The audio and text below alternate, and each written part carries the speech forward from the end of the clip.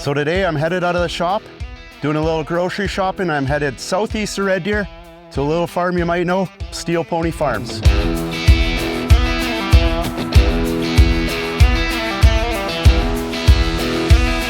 So today I'm out here at Steel Pony Farms with Mike. Can you tell us a little bit about your farm and what it's all about? Yeah, I'd love to. Welcome. Thanks for coming out here. Steel Pony Farm. We are a vegetable farm that's been running for, I think it's year 14 or 15. So we grow about 4 or 5 acres of mixed vegetables. We have an online food hub where we're working our best to provide the local community with great food grown all over Alberta. So Mike, I'm looking out around your garden here and I see a lot of different vegetables. Can you go over some of the varieties that you're growing this year? Yeah, we grow a lot. We grow about 30 different crops. We've got, well, one of my favorites is garlic. That's a big crop for us. We do a lot of onions, we do carrots, we do beets, kale, collards, radishes, broccoli. We do a bunch of herbs. Basically everything that you would grow in your own garden or that Grandma and Grandpa used to grow in their garden. Awesome. So out of all these vegetables, when you're like cruising the garden, what's your snacking option? And what's the one you keep going back to and raiding the garden for? Well, carrot's a lot easier of a snack than garlic. Fair enough, yeah. For a good old onion? Yeah, I don't often just chomp into an onion like an apple or anything like that, but I eat a lot of carrots. At this time of year, they're so crisp, they're really sweet, they're really delicious. I mean, we're not a big snacking vegetable farm. We don't actually grow peas or beans, but we do eat a ton of garlic in our house. I'm Ukrainian, so that's part of the vibe I go with. I like eating meat and I like eating vegetables, and so I eat a lot of our vegetables, and honestly, I eat a lot of your meat. Yeah, they pair well together for sure. They do, yeah.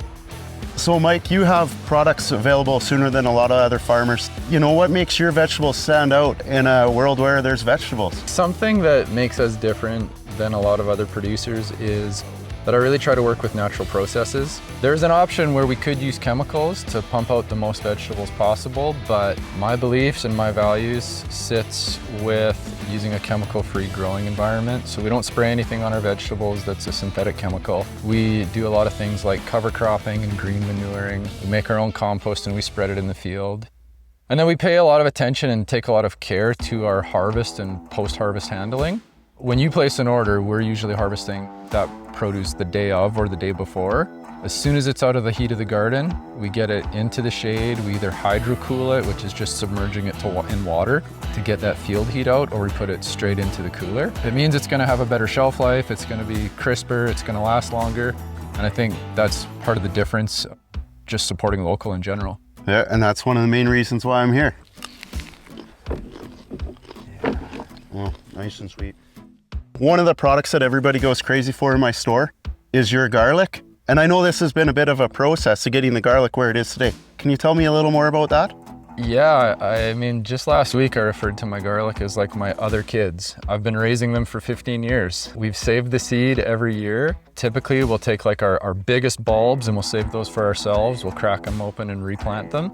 And so year after year, they're getting bigger and bigger. Every year we're experimenting with a better drying and curing process. We're experimenting with like different growing methods. I've really noticed this year that people are like, wow, this garlic is amazing. So yeah. I think that's part of it. What variety of garlic? We've got 3 varieties, one called Music, one called Red Russian, and one called Tibetan. They're all hardnecks, and so they shoot off those scapes kind of in early July, and we break those off for an early harvest. Yeah, those scapes are a big hit in my store too. They're good. Yeah.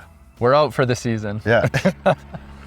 So Mike, on my farm, I grow a bit of a garden, obviously nothing like this. I have challenges all the time, and I know weeds are a problem. Like, what are your challenges that you face the most, I guess? Well, yeah, where to start and where to end, because it just keeps going, right? Weather's one of them. We've had big issues with hail in the past, which has just cleared out our garden. I mean, often it's too dry. This year, it hasn't been too wet. It's basically been a perfect growing season. It's a good year, yeah. Yeah, it's really good.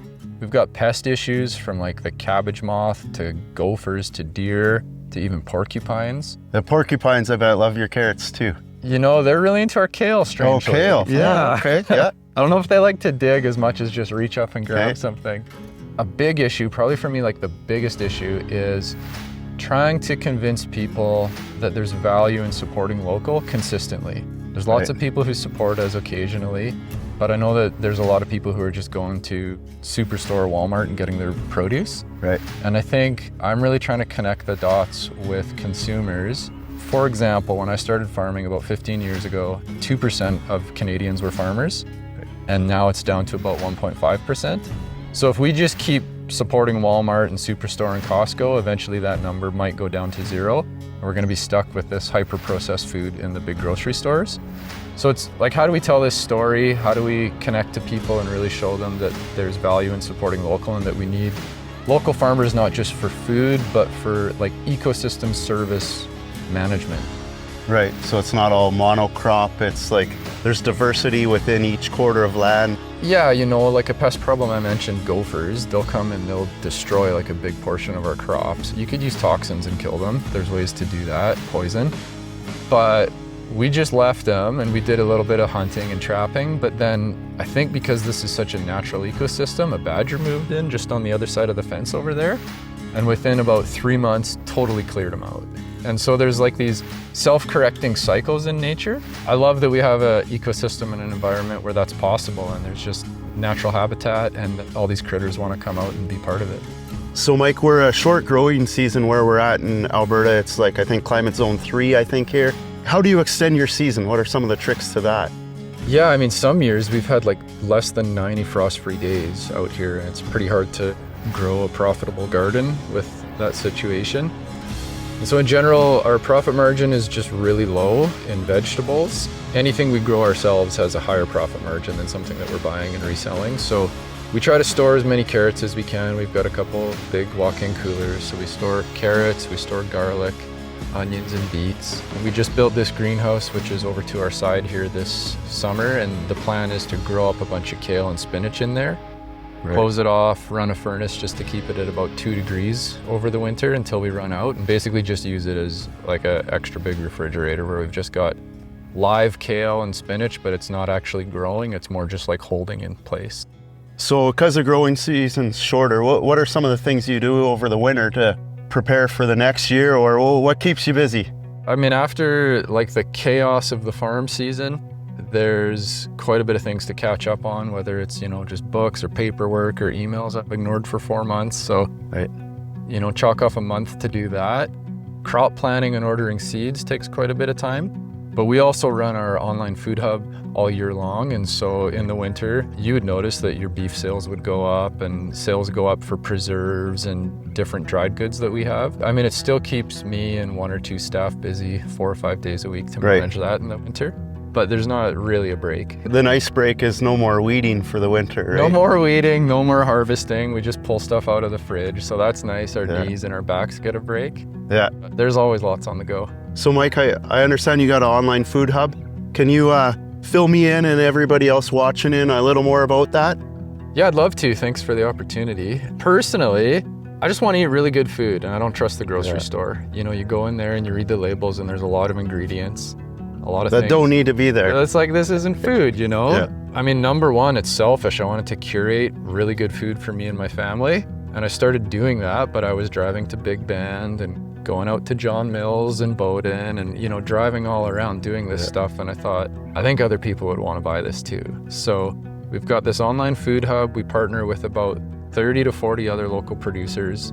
We've got over 300 local products, and it's really good stuff like bison from your farm, milk from Rockridge Dairy. We've got yogurt and cheese and eggs. We've got pickles and flour and salsa. Basically just trying to keep the farmer's market going all year long. Yeah. And so there is a time in the year where produce in Alberta really drops, but we found some greenhouses we can work with, and so we've got a pretty good supply of lettuce and tomatoes and peppers and cucumbers all year long. Basically just hustling to try to be the guy who goes out and brings all this stuff in so that it can save you or save our customers having to drive around Central Alberta and stop at all these shops one at a time. It's fun getting to know farmers. Farmers are cool people. They're interesting, they're hardworking, they're honest. I think what we're doing, like, it's a cool collaboration, right? You know, it's like, you could see us as competitors, but I sell your stuff and you sell my stuff, and we sell other people's stuff. And I mean, this pie right now, if the pie is this big of all the food people are eating, there's like a sliver that people are actually eating local, right? So you and I can work hard and grow the whole pie, not just our individual pieces of the pie. Yeah, Cheers backs. The pie's big enough for both of us. Yeah. And we can grow the whole pie too. Yeah, and that's the great part about local farms and businesses that work together. It keeps everything in the community, and as we grow as a team, that allows us to extend our community out and reach more people, and that's what it's all about, getting good food in people's hands. That's the mission, and hopefully, when we've got folks like you who are raising their bison herd in a really ethical and sustainable manner, and folks like me who are not using chemicals out here, we're also producing healthier food that's helping the well-being of people too, right? All the fat, all the sugar, all the salt, it's so addictive. I love it too, but we've got to eat those, sausages and steak and veggies sometimes, get that nutrition going. So Mike, I want to thank you for having us out here, the Big Bend community, out here seeing how our vegetables are grown, and as always, it's a real pleasure to meet the farmer that grows our food. Oh yeah, it's an honor to have you out. Thanks, Ivan. Thanks. We had a great day out here today at Steel Pony Farms. Thank you for tuning in to this episode, and we can't wait to see you on the next one.